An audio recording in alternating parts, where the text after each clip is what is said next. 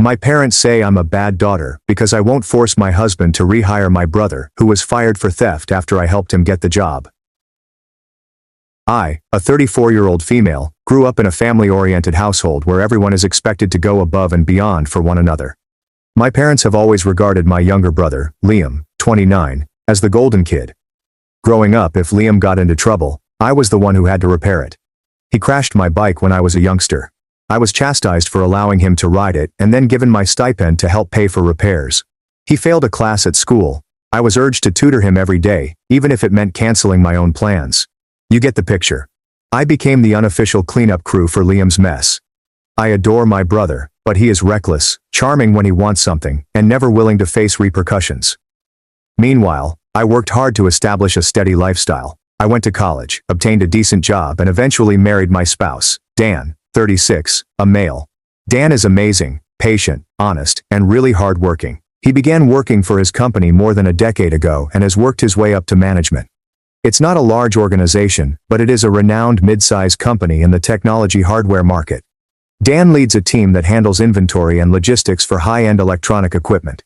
He takes his profession and the recommendations he makes very seriously.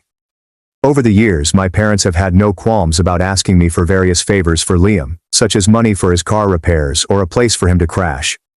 We let him stay in our guest room for a short time last year after he ended his relationship with a woman. You name it. They always phrase it as, family helps family. For the most part, I attempted to help when I could, but as I grew older, I also began to place some soft boundaries. I quit lending money after one too many loans that never came back.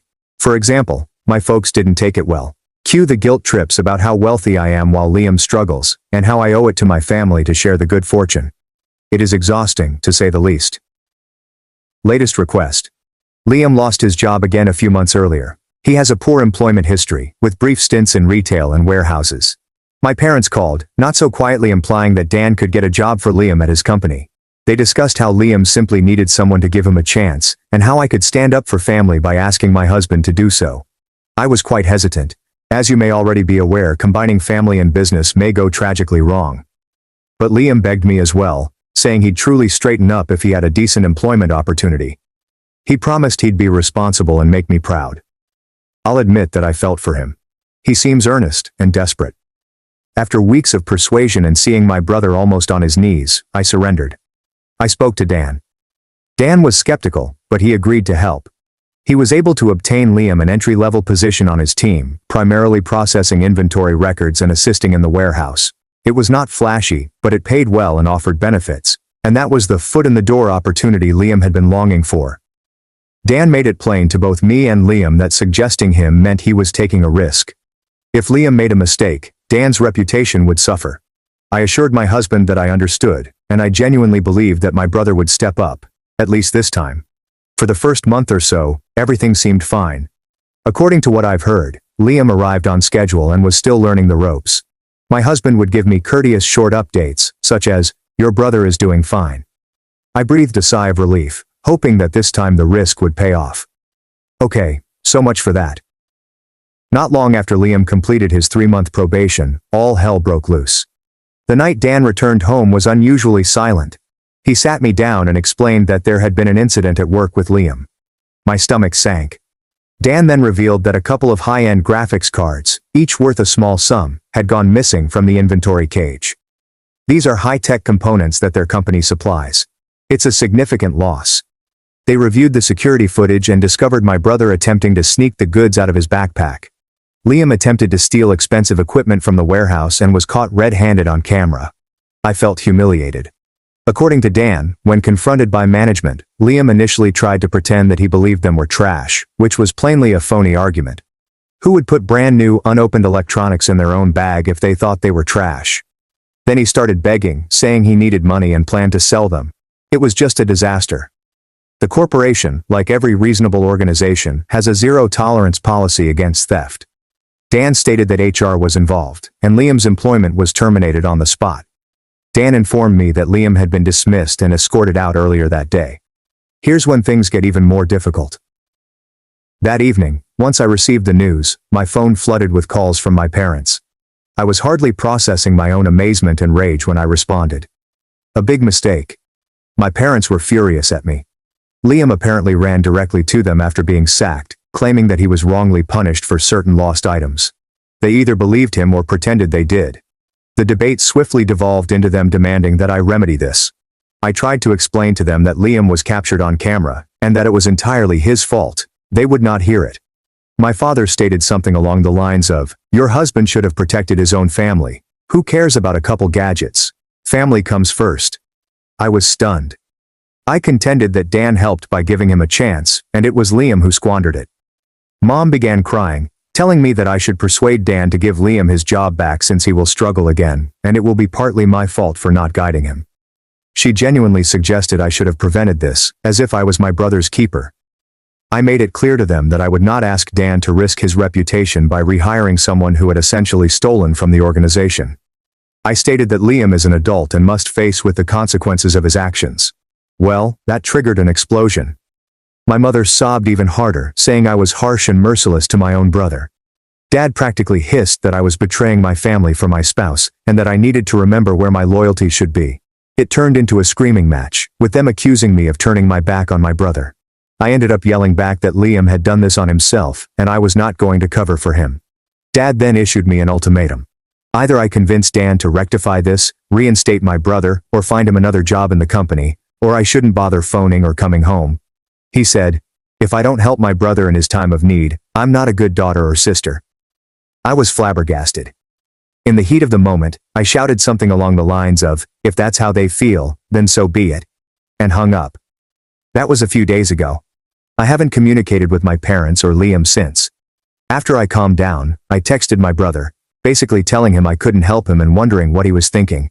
He hasn't answered, but he did post a vaguely theatrical message on social media about backstabbers and family that doesn't support you, which I believe is meant at me. Now I am torn. My upbringing instilled in me that family is everything. I'm sorry things have gotten to this point. A part of me wonders if I should have tried harder to reason with Dan or his company, even though there's little possibility they'd rehire a convicted crook. Another part of me is mad with my brother for being so stupid, and at my parents for expecting me to miraculously fix it. My hubby is totally on my side.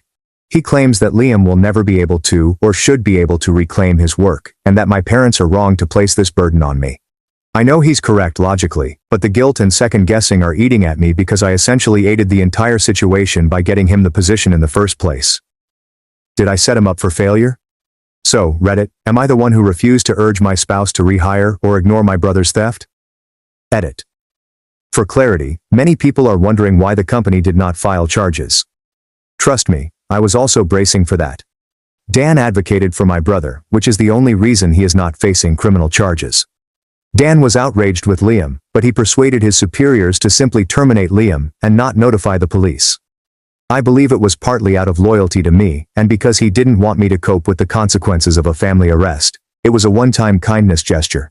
Despite knowing this, my parents continue to believe that Liam is the victim in this situation.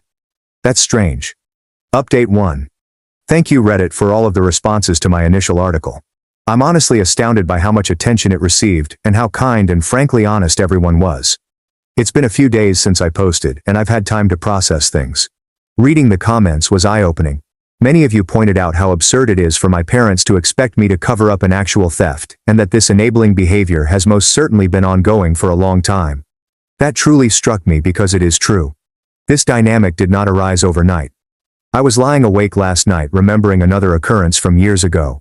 When Liam was in his late teens, he was caught shoplifting in a mall. Instead of confronting him with the consequences, my parents mediated the situation through the store. They knew the owner, therefore no charges were brought. I begged them to let Liam face the consequences so he might learn. Of course they wouldn't. He received a token penalty at home, including a week of grounding, which was subsequently pushed under the rug.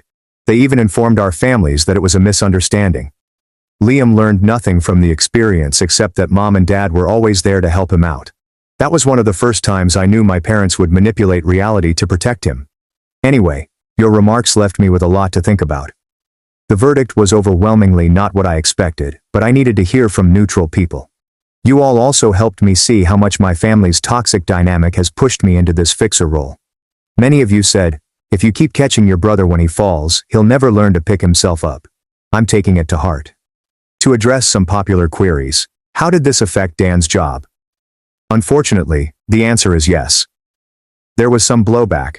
I asked Dan if he had gotten in trouble for endorsing Liam. He admitted he had an extremely awkward conversation with his superiors. Essentially, he had to repent for vouching for someone who later stole and commit to be more cautious about referrals. It was embarrassing for him. I feel terrible. He put his neck out to help my brother at my request, and it burned him. Dan, being the sweetheart he is, does not blame me, but rather Liam. But I still feel bad since my family brought him into this situation. Does your sibling have a history of such behavior? Aside from the shoplifting case above, I believe so.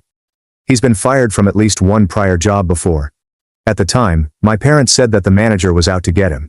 But knowing what I know now, I wouldn't be shocked if Liam also played a role in the firing. My parents have a habit of minimizing or concealing his mistakes. It was as if they were training me to see him as blameless, so that I would continue to assist.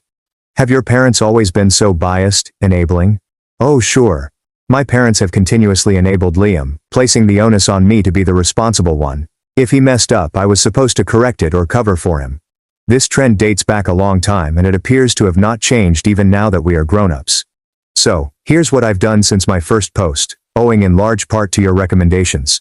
Many commenters asked me to be firm and establish clear boundaries. Some even suggested considering limited contact or no contact if my parents continue this behavior. That thought is difficult for me. As dysfunctional as things are, the prospect of losing my parents and brother completely is terrible. But I know I can't continue living under their thumb. I have not officially declared no contact or anything.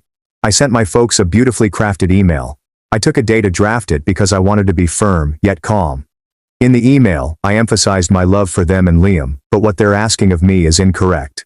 I emphasized that I cannot and will not ask Dan to compromise his career by rehiring Liam or finding him a new position.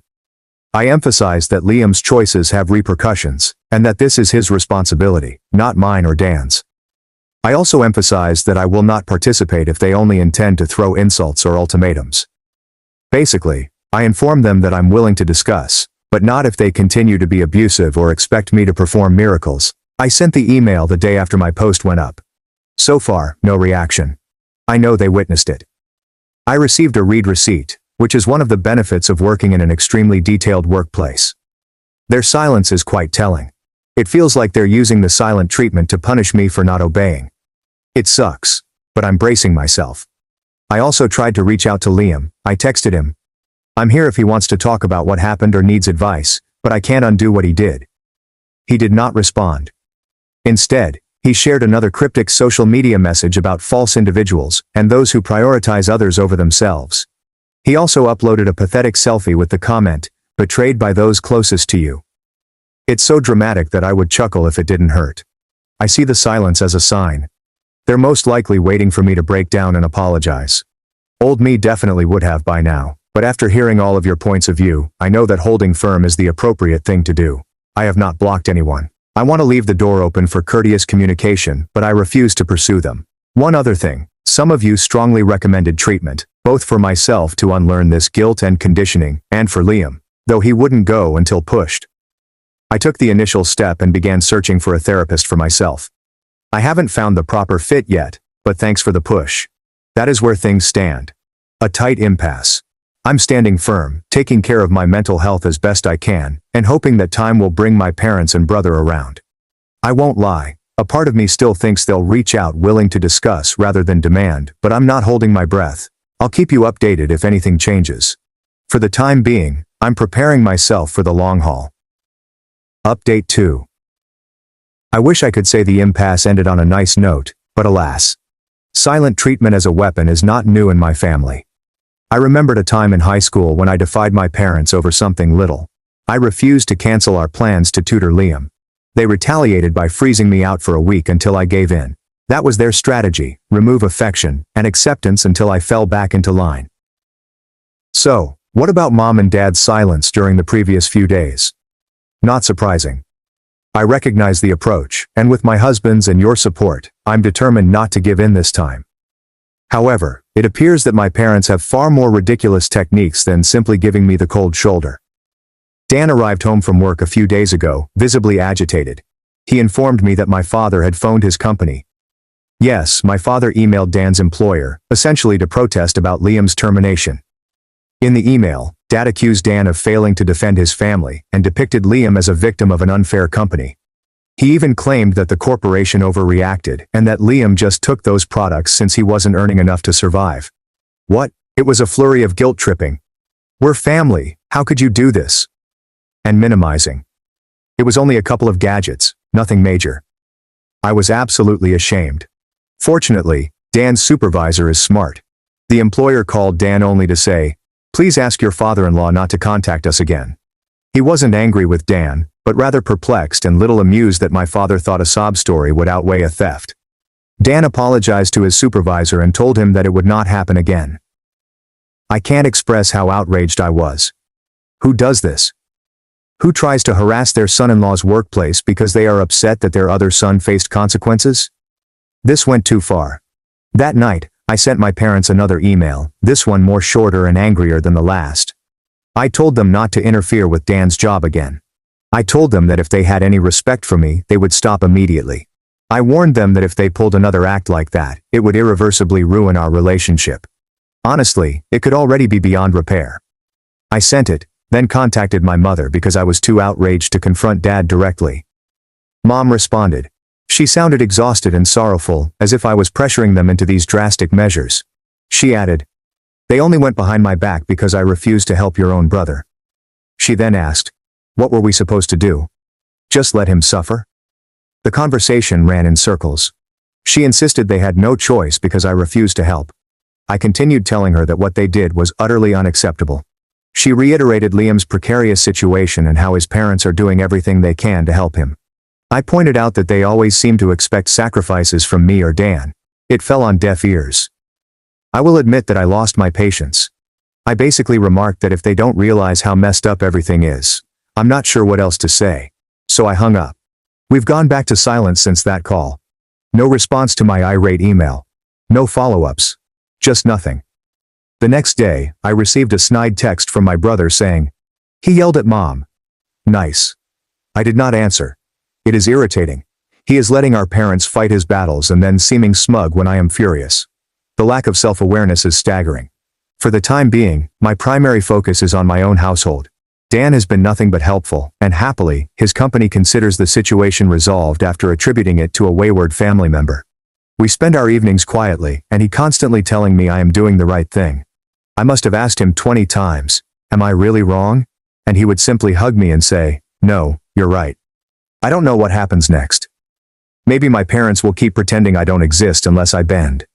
Perhaps another storm is brewing. Honestly, I'm prepared for anything. Update 3.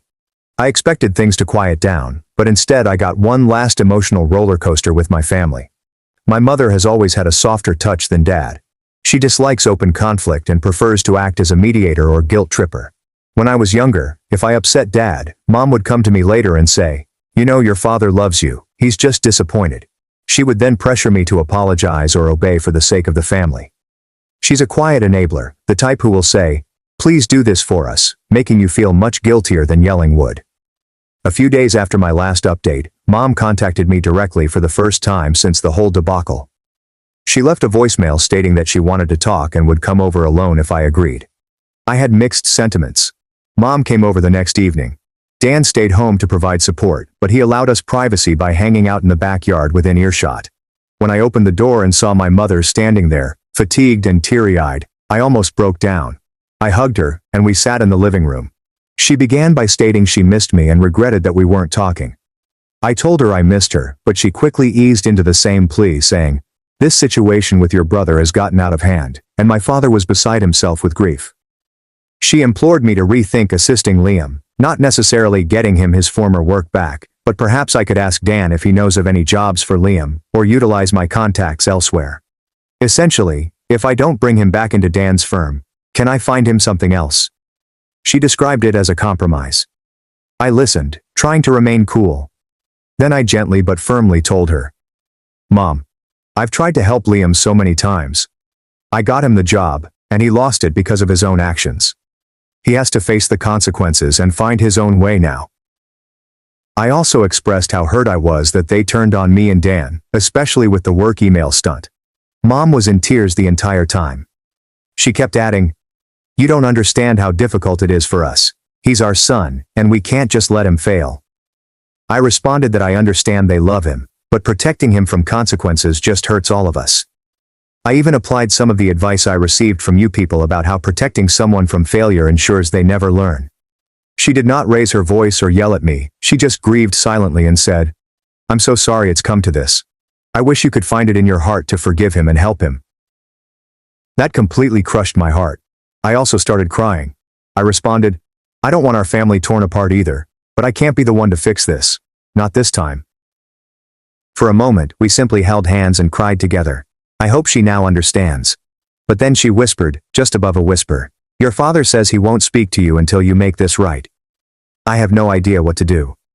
Then she inquired, "Is Dan really not willing to give him another chance? Just one more. Maybe in a different department?" That's when I realized she still hadn't understood what I was saying. All she could think about was me finding a magical solution for Liam. I shook my head and said, "No, Mom. Dan can't and won't do that. It's not about willingness. It's just not possible or fair.